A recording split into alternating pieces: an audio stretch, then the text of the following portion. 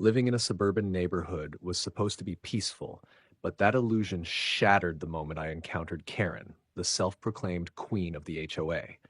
I had been living in the neighborhood for a little over a year, and during that time I had managed to keep a low profile. I paid my dues, kept my yard maintained, and generally avoided HOA drama. But Karen? She had a different agenda. Karen treated the HOA not as a community organization, but as her personal fiefdom. She patrolled the neighborhood daily, clipboard in hand, like a mall cop desperate for action. If a trash can was left out 5 minutes past pickup time, she was knocking on your door. If your grass was slightly longer than regulation, expect a notice in your mailbox. And if she simply didn't like you, well, she'd find something to fine you for. The trouble started when she set her sights on my car. It wasn't some beat-up junker leaking oil onto the pavement. It was a sleek, black SUV, clean, well-maintained, and parked neatly in my driveway. But in Karen's eyes, it was a violation of her interpretation of the rules. I was coming home from work one evening when I spotted her standing on the sidewalk, arms crossed, staring at my car as if it personally offended her. She caught my eye and marched over with the righteous fury of someone who had never been told no in her life. "You can't park that here," she snapped, jabbing a perfectly manicured finger toward my vehicle. I blinked at her. "What?" "OA rules clearly state that vehicles must be parked in the garage or on the street, not in driveways overnight." I raised an eyebrow. "That's not a rule." "It's implied," she huffed, "and as the president of the HOA, I have the right to enforce it." I exhaled sharply, already regretting this conversation. "Well, I'm not moving it. It's my driveway." Karen's lips pressed into a thin line, her face twitching slightly. She was used to people bowing to her demands, and my refusal had clearly thrown her off. "Then I'll have it towed," she threatened. I let out a laugh, not taking her seriously. "Good luck with that." With that, I walked past her, unlocking my front door and shutting it behind me. I should have known she wouldn't let it go. The next morning, I stepped outside, coffee in hand, and immediately felt my stomach drop. My driveway was empty. My SUV, my government-issued SUV, was gone. For a split second, I thought it had been stolen, but no, that didn't make sense. The neighborhood was quiet, and I hadn't heard a thing overnight. My mind raced, and then it hit me. Karen. She had actually done it. She had towed my car. At first, I was just angry. Who the hell did she think she was?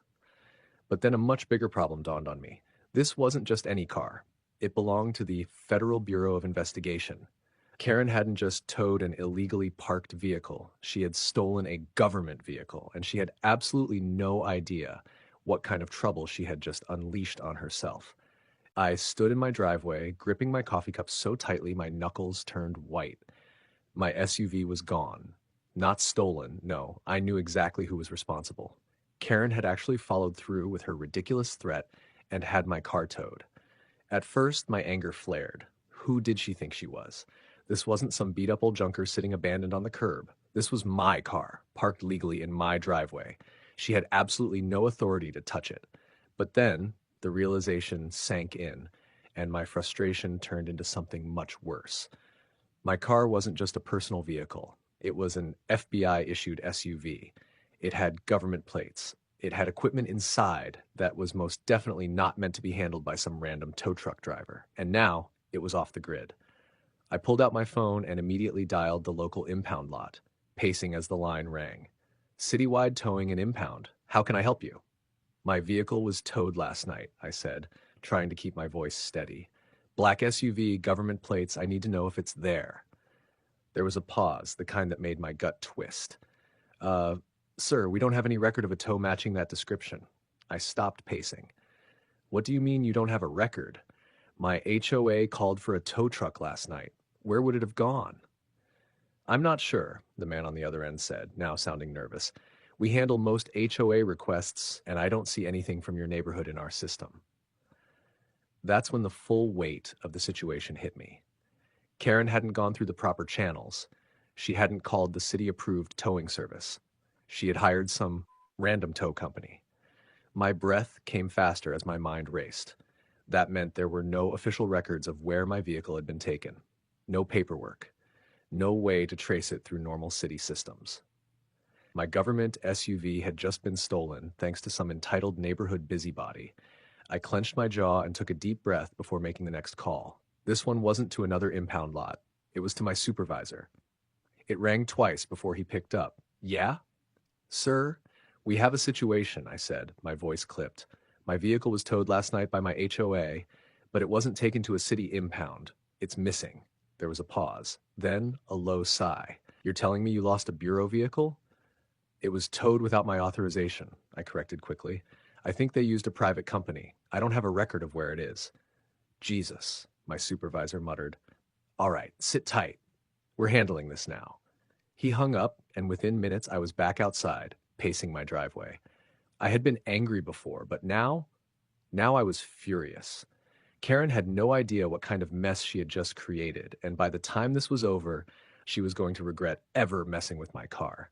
Then, as if on cue, I saw her. Karen came strolling down the sidewalk, clipboard in hand, wearing her usual smug expression. She had no idea I had already escalated this. She had no idea that, this time, she had picked a fight she couldn't win.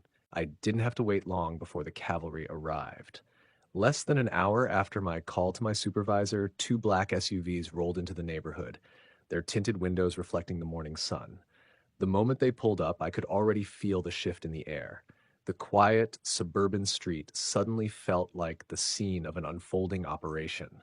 The doors opened and out stepped 2 men in dark suits, FBI agents, the real deal. Agent Roberts, a tall, broad-shouldered man with a permanent scowl, led the way. His partner, Agent Miller, was shorter but just as intense, his sharp eyes scanning the neighborhood like he was already piecing everything together. They didn't waste time. Tell us everything, Roberts said as he approached, his tone all business. I took a deep breath, gesturing to my empty driveway. My HOA president, Karen, decided my car was a violation of the rules and had it towed last night. I called the local impound lot, but they have no record of it. She used a private company, one that isn't on any official city list. Roberts frowned, exchanging a glance with Miller. So she hired a rogue tow truck to steal an FBI vehicle? Pretty much. Miller let out a low whistle. This just got interesting. I was about to say more when movement caught my eye. Karen was making her way down the sidewalk, clipboard in hand, completely oblivious to the federal agents now standing in my driveway. Her expression was smug, like she thought she had won some ridiculous power struggle. She had no idea what she had just walked into. I see you finally took care of that vehicle issue, she said, her voice dripping with condescension. Maybe now you'll follow the community guidelines properly. Before I could respond, Roberts turned to face her, pulling out his badge. Ma'am, we need to have a conversation. Karen blinked, her confident expression faltering. Excuse me? Roberts didn't give her a chance to regain her composure. You authorized the towing of a black SUV from this property last night? Karen folded her arms, lifting her chin. Yes, I did. That car was violating HOA regulations, and as president, I have the right to enforce community standards. Miller stepped forward, his tone sharp. What towing company did you use? Karen hesitated. Why does that matter? Roberts's expression darkened. Because the vehicle you had towed wasn't just some random car, it was an FBI-issued vehicle.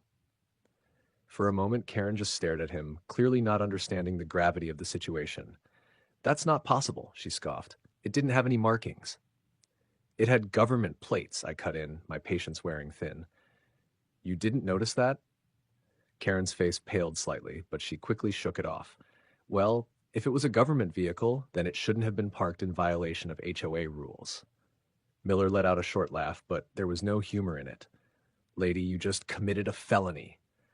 Karen's bravado cracked. A felony? Yes, Robert said bluntly.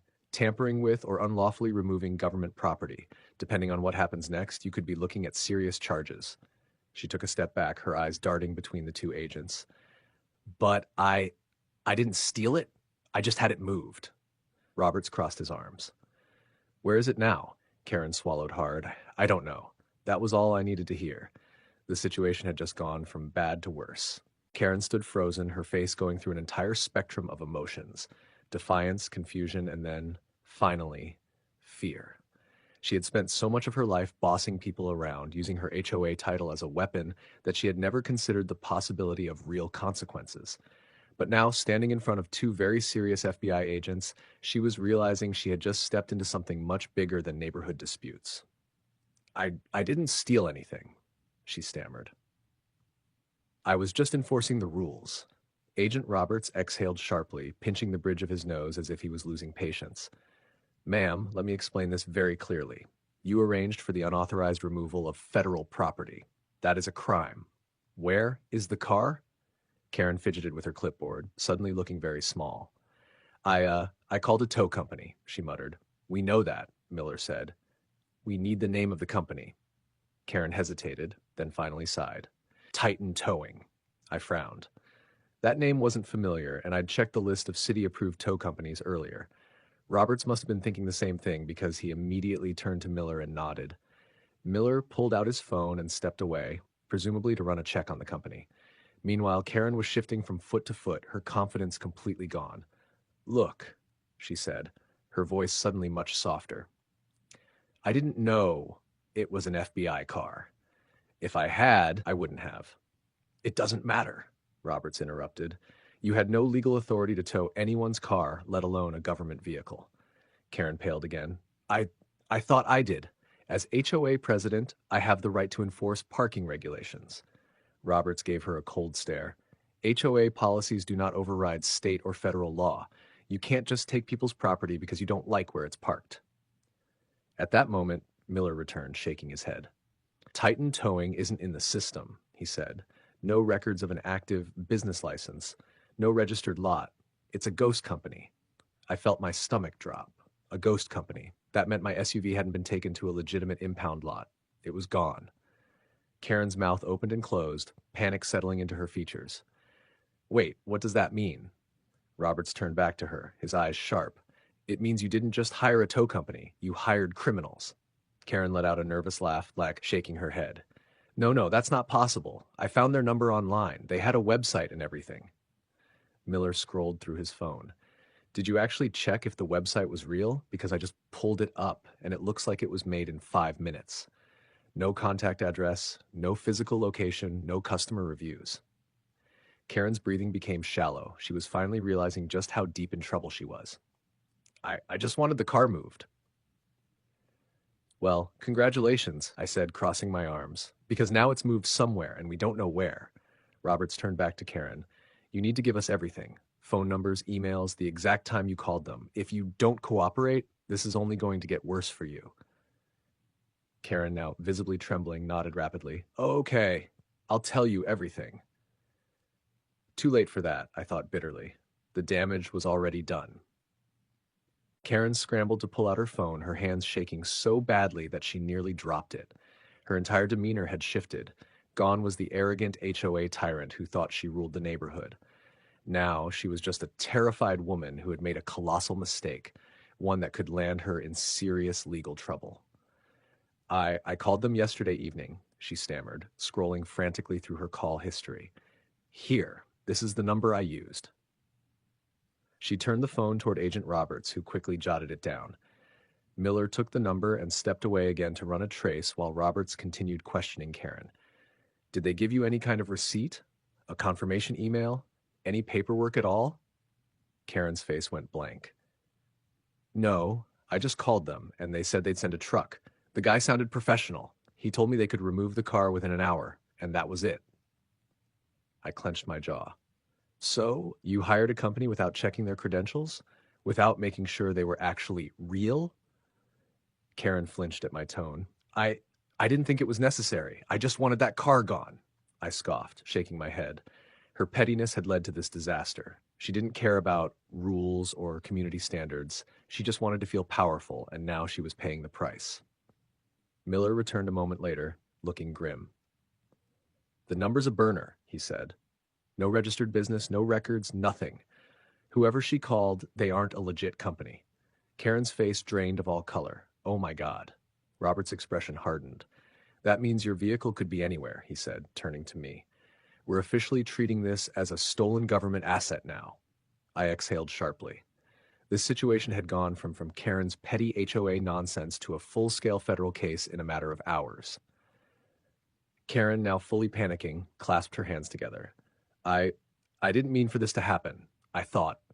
Roberts cut her off. Intent doesn't matter anymore. You arranged for an unauthorized company to take a government vehicle, and now it's missing. That makes you complicit. Karen let out a strangled noise, looking like she was on the verge of tears. I'll do whatever it takes to fix this. Please, I didn't know. Miller narrowed his eyes. You'd better hope we find that SUV, or you're going to be facing a lot more than HOA complaints. Karen swallowed hard and nodded frantically. I'll help, I swear. Just tell me what to do. Roberts glanced at me. We're going to get a team on this. In the meantime, we need to pull any surveillance footage from the neighborhood. If the truck passed any security cameras, we might be able to get a plate or a logo to track it down. I nodded, already pulling out my phone to contact a few neighbors who had security systems. Karen, looking desperate, turned to me. You have cameras, right? I hesitated. Yeah. Her relief was almost comical. Then maybe we can find the truck, right? Maybe it's just at another impound lot? I shook my head. If it were that simple, we'd already have it back. Karen had no idea how deep this mess really was. And the worst part? We were just getting started.